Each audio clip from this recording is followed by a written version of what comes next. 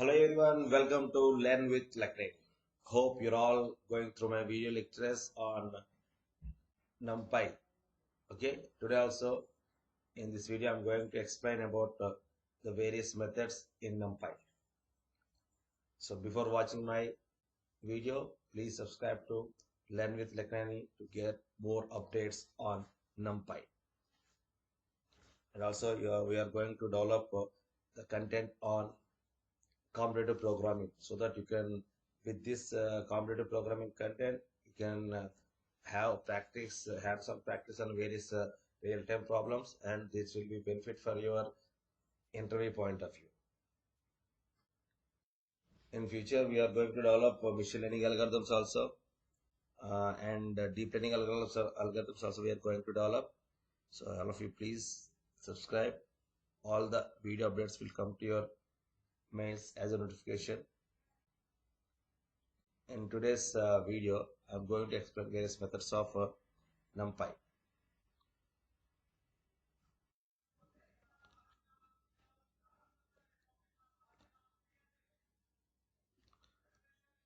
So here we have another method in Numpy, sort. Sort is a method through which you can sort out the elements in the array in the ascending order. Suppose you have an array, you want to sort out the elements in the array. Suppose if you want to keep the elements in the sorting order, that means ascending order, you have to use the method sort. So this is the method available in the Numpy. Okay. So first of all, import Numpy as NP. Suppose I have an array A is equal to NP dot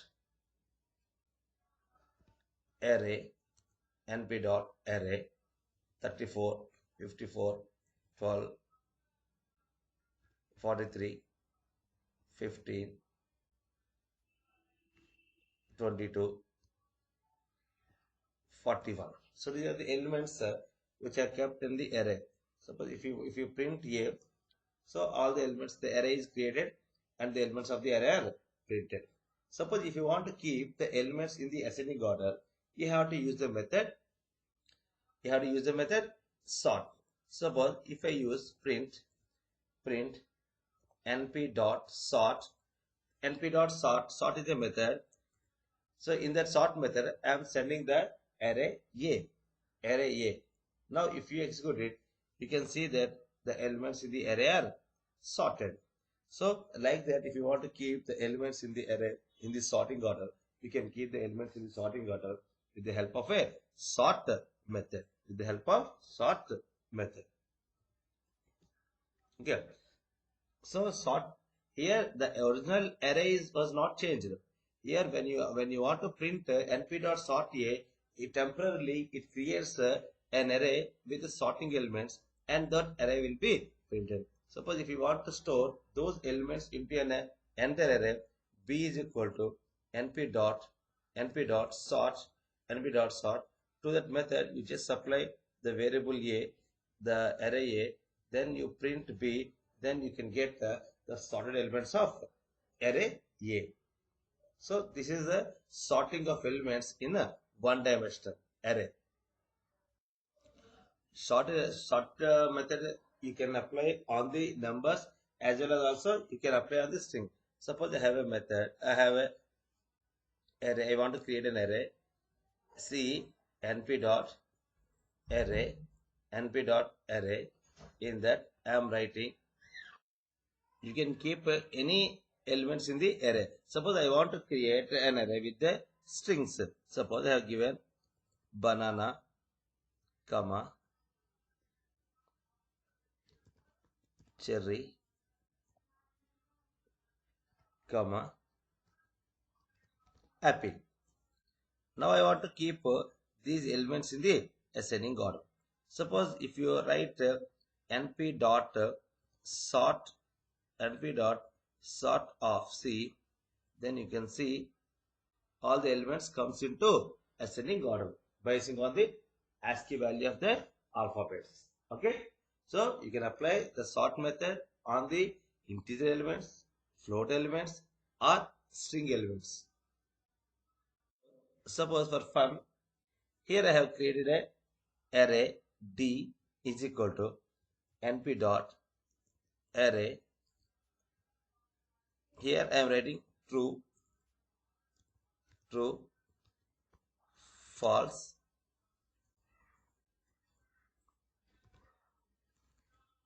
false, true, false. Now you just see how interesting the answer is. Output is sort of D. You can see false, false, true, true. So why false, false, true, true? It is keeping the actual values of true and false value. The false value will be treated as 0. The true value will be treated as 1. Here there are two false values. Those two false values will be stored in first sorted in false, false, followed by true, true. That means here there are two false values. Here true means internally its value is 1. False means internally its value is 0. This is 1. This is 0. You want to sort it. So what will happen? 0, 0, 1, 1. Like this it will be sorted. So what is 0? It is false. What is 0? Here it is also false. What is 1? Here it is true. What is 1 here? Here it is true. So that's why we got false, false, true, true. So like this you can apply the sort method on the Boolean type of array also. Similarly, you can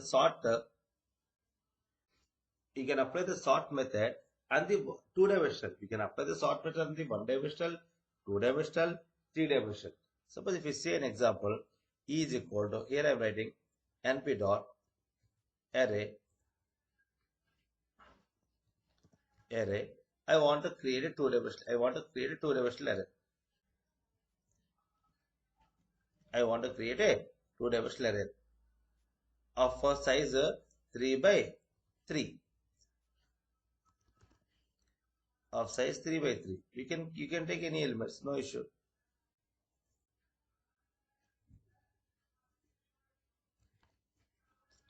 Three by 3.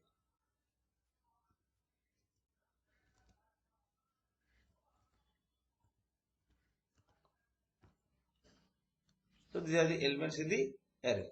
Suppose if you print E, so these elements will be displayed. Suppose if you apply the sort method on this array E, np dot sort of E. So see how the elements are sorted out. Here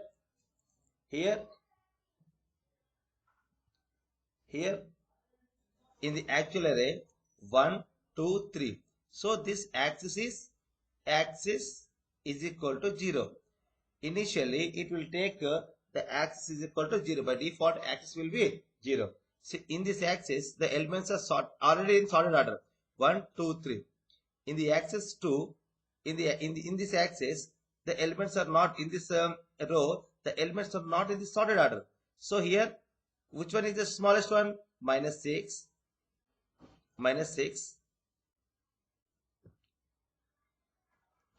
1 and 10. So he can see minus 6, 1 and 10. Suppose if you take this one 5, 5, 10. That means rows wise the elements will be sorted. Okay. If the array is two-dimensional, then the elements will be sorted along axis is equal to 0 by default. By default, elements will be sorted out by using the sort method along the x-axis is equal to 0. That means along the row wise. So here this is already in sorted order. So elements printed as it is. Here 10, 1, minus 6 are not in sort order. So you got the sorting order of those elements as minus 6, 1, 10, and the next in the next row 5, 10, 5 is there. So after sorting, the elements are 5, 5, and 10. So this is the way of using the sort method either on the one dimension or on the two dimension. You can apply this sorted method on three dimension also. Let us go with the another method. The name of the method is unique. So here unique is a method in NumPy. This is a function which returns an array of unique elements in the given array. That means, so when you have an array, there are so many elements are there. Sometimes the elements may be repeated. That means the elements may be replicated or duplicated or triplicated. So suppose if you want to see what are the unique elements present in the given array, sometimes we need to know about the unique elements from the array. Okay, suppose if you are doing a data analysis, suppose if you have an attribute A, for the attribute A you have several values. Suppose let us take, if you take the student database, usually suppose if you take an engineering students, usually the engineering students ages will be 18, 19, 20, 21, 22, 23 or maximum 24. So these are the kinds of ages will be available for the age attribute for a student. Suppose 21 will be repeated for so many number of times, 20 will be repeated for so many number of times, 19 will be repeated for so many number of times. Like that, the same age will be repeated. Suppose if you want to know how many unique values are there, suppose if in the whole column of age, I have the unique values are 18, 19, 20, 21, 22, 23. So these are the unique values, which those values are repeated. So if you want to know those unique values in the given array, immediately you can use the method unique. So unique is a method which gives the unique elements present in the given array. So after identifying the unique elements, the unique method will give the output in the form of a sorted array. In the form of a sorted array. Suppose, let us take an example. Here A is equal to, I am creating an array. A is equal to array. A is equal to array. Here I am writing 5, 3, 6, 12, 5, 34, 6, 5, 12, 99, 34, 5, 6. So here what is the size of the array? If you want to know the size of the array is 13 elements are presented. But even though 13 elements are presented, in those so many elements are repeated again and again. Suppose if you want to know the unique elements, you just write, suppose here I am writing np dot unique, in that I am writing what is the array, name of the array. For the unique method, I am passing the array A as a parameter, so that you can identify. So what is the elements here you have presented here? Even though you have 13 elements, it has presented 1, 2, 3, 4, 5, 6. That means out of 13 elements, only 6 elements are unique. Only 6 elements are unique. That means these unique elements are repeated for some times. So like that, if you want to know the unique elements present in the given array, so you can use the method np dot unique of A, so that you can see how many elements are there. There are 6 unique elements. Okay. And also unique method gives the result in terms of a sorted array. This method always gives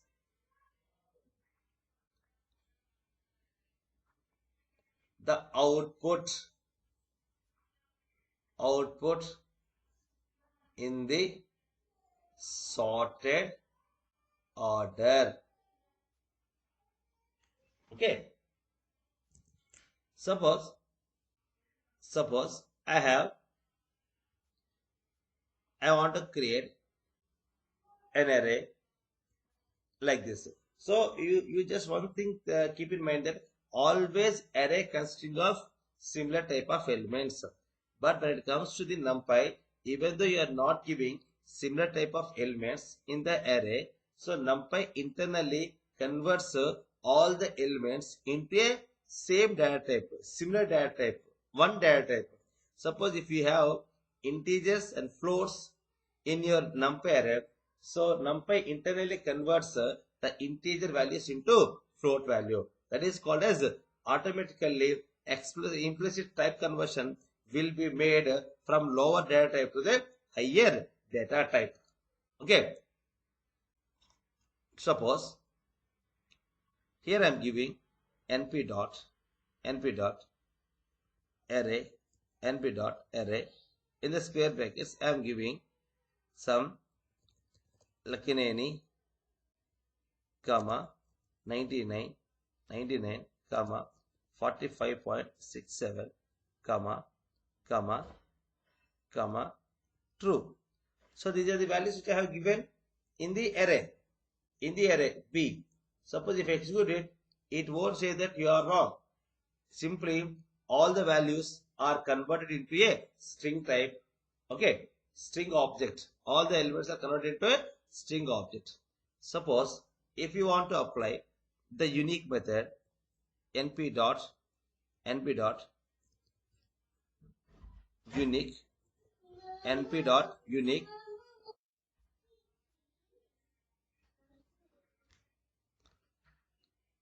so if you apply the unique method on B, so you can see the elements are shown in the sorted order. So there are only all elements are unique. So here 45 comes from, and after that 67, after that 99, after that 2, after that Lakineni. So it is sorted out the elements and it is given the unique elements in the form of a sorted array. So always unique identifies the unique elements in the given array and it outputs the resultant ND array in the form of a sorted array. Suppose if you want to see the indices of the unique elements, you can see the indices of the unique elements. Suppose if you print A, so this is the array A, there are so many elements in the array. Suppose I want to see the unique elements along with the indices. So you can see the unique element. Suppose here I am writing the address print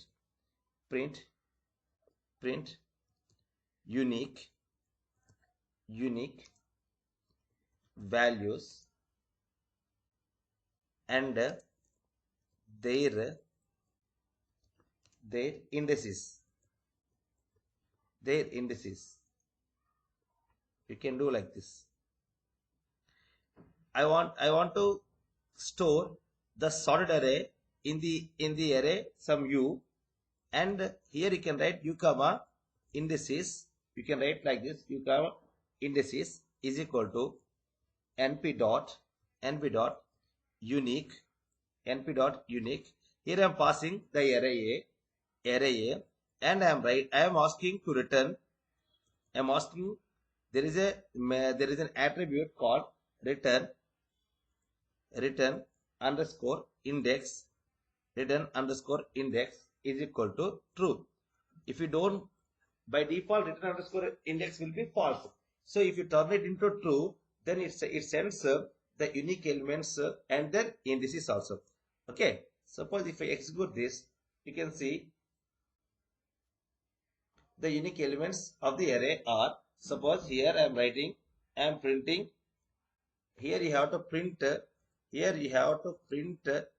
u, and you have to print indices. So you can see the unique elements are 3, 5, 6, 12, 34, 99. So they are in the sorting order. So and also here I'm giving return underscore index is equal to true. That means I want to know the indices of those elements. So here the index will be the first occurrence of the element in the given array. So the same element may be repeated for so many number of times, but it gives the first occurrence of the element in the given array. Suppose if you see here, this is 0, this is 1, this is 2, at index 3, 4, 5, 6, 7, 8, 9, 10, 11, 12. So what are the unique elements? The unique elements are 3, 5, 6, 12, 34, 99. So what is the first occurrence of 3? The first occurrence of 3 is 1. So it is given as 1. What is the first occurrence of 5? In the array, the first occurrence of 5 is 0. At index 0. What is the first occurrence of 6? The first occurrence of 6 is at index 2. What is the first occurrence of 12? The first occurrence of 12 is index 3. So it has shown the index as 3. What is the first occurrence of 34? There are two 34s at index 5 and also at index 10. But the first occurrence is at index 5. So this is. What is the first occurrence of 99? So here there is only 199. So this is at index 9. So it has shown the index as 9. So this is the way of identifying the unique elements from the given array by using the unique method. And also if you want to know their first occurrences of their index, then you can use you can turn the return underscore index attribute into true. So it gives the indices of the first occurrence of the elements in the given array. So please keep in mind that you can, if you want to know the unique elements, you can use the method unique. So unique always gives the unique elements in the sorted order, that is in the ascending order. And at the same time, if you turn return underscore index attribute into true, definitely it gives the indices of those values also. But keep in mind that it always gives the first occurrence. Okay, the element may be repeated at different indices, but it gives the first occurrence. Okay.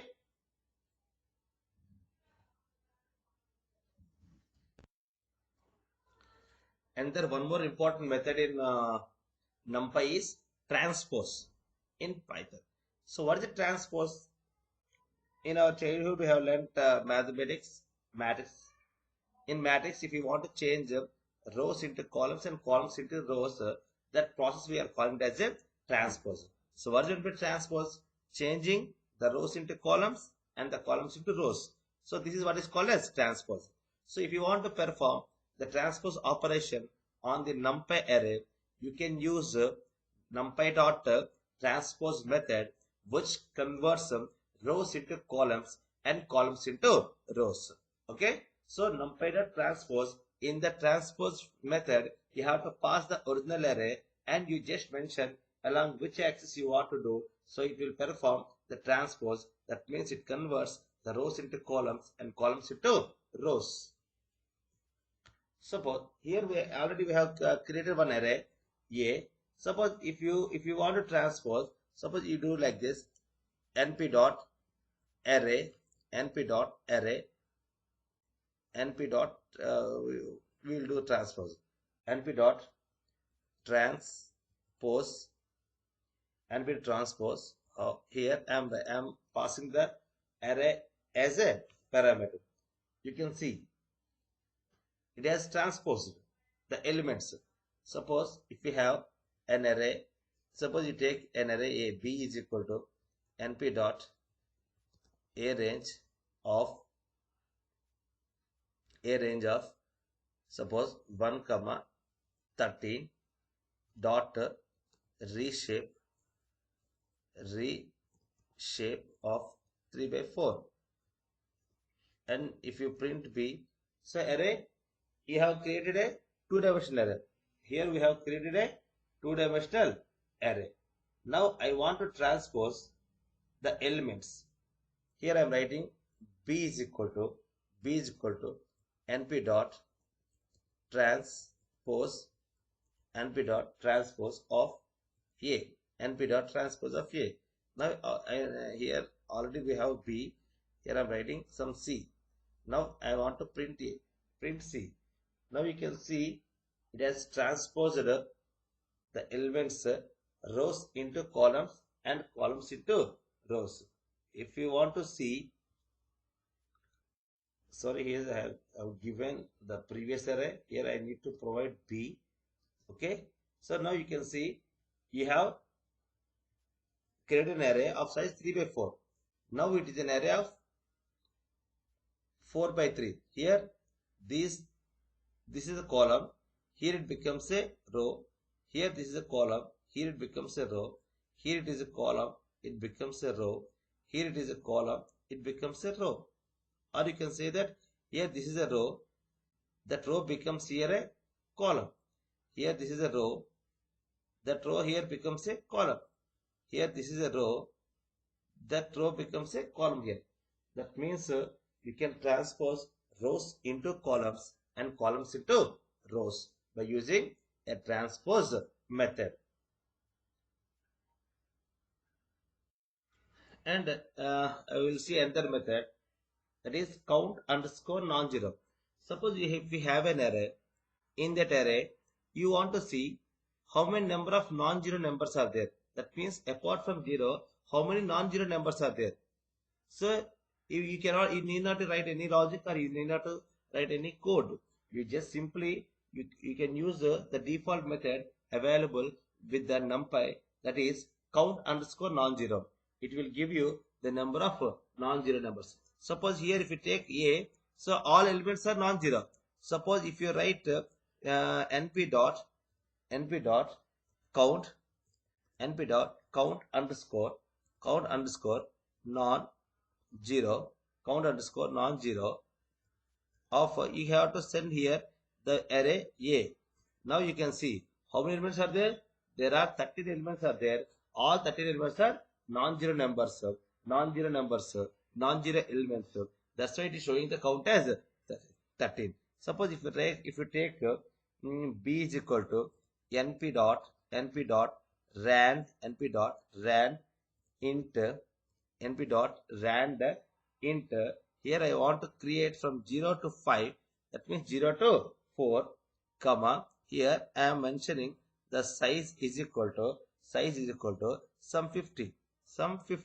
Suppose if you some 50, here you have to write, here I forgot to write direct rand int is not there. You have to import the random module, random dot rand int. Suppose if you see B, so how many times there are, so many times 0 comes. Now I want to accept 0. How many other elements are there? You just simply write np dot count underscore non zero of B, count underscore non-zero of B. So out of so how many elements are there? If you want to see the number of B dot size, how many elements are there? 50 elements are there. Out of 50 elements, only 39 are non-zero elements. Remaining are 0 elements. Okay. So like that, if you want to see the non-zero elements from the given array, you can simply use count underscore non-zero method. So by that method, if you pass your array into that method, it gives the number of non-zero elements present in the given array. Okay. So this is the use of non-zero method. So you can see here the total elements are actually the size of the array is 50. Here, how many non-zero elements, how many zero elements are there? 1, 2, 3, 4, 5, 6, 7, 8, 9, 10, 11. So 50 out of 50, 11 are zeros. So how many non-zeros are there? 39. So that way it has given the count as 39. Hope you have understand this advantage of this method. Similarly, there is another method. Suppose I have an array in which I have positive and negative n numbers. Now I want to make all the negative numbers into positive numbers. That means I want to find out the absolute of the array A. So then we have a separate method called as ABS, absolute. So you can in the NumPy. So by sending your array into ABS method, it will convert all the negative integers into a positive integers. That means negative numbers into a positive numbers. Suppose I have an array np dot array of np dot array of np dot array. Here I am creating 12 comma 34 comma minus 14 comma 0 comma minus 34 comma minus 88 comma something. Just I have created some numbers. In this array you have both positive numbers and also negative numbers. Now if you want to find out the absolute value of the array, you simply just write np dot abs np dot abs of array. So now you print. So now it has given the absolute value of each element. That means 12 is already positive, 34 is already positive. Here 14 is negative. It has given the absolute value of the 14. Here 14 is negative. The absolute value of minus 14 is 4. Here 0 is 0. Here minus 34. The absolute value is 34. Here minus 88. Here the absolute value is 80. Minus 88 becomes 80. So here 67, 67, 99, 99. So how many negative values are there? Minus 14, minus 34, minus 88. So all these are converted into positive numbers. So you can simply, by applying the method ABS, you can convert the array into absolute array. Okay. So in this session, I have explained some important methods of NumPy. Okay. Hope you are all watching my video. So please subscribe to my channel, and also please practice while listening the video, or at least practice of listening the video. Definitely you will get a hands-on experience. All these methods will be helpful somewhere when you are doing data analysis, data manipulation in your machine learning, deep learning, natural language processing experiments. Okay, so practice makes man perfect. So without practice, you cannot become a good expert in coding. If you want to become an expert in coding, you should practice. So simply listening won't sufficient. Simply listening won't give you anything. So when you pause the video, you have to pause the video and immediately have to practice it, or at least you have to note down the important methods, and after the listening the video, you just practice it. Then only you can understand and you can have a hands-on knowledge. So please practice. So practice makes man perfect. That means it gives you a lot of experience rather than simply listening. Okay. So please subscribe to Learn with Lakineni, so that you will get more stuff in the coming days on machine learning, deep learning, and natural language processing. So in couple of days, you are going to get the video content, the quality video content on pandas. So once we complete NumPy and pandas, then we'll go with data visualization with the help of Matplotlib and Cbot. Okay, thank you for watching my videos. Please subscribe to Learn with Lakineni.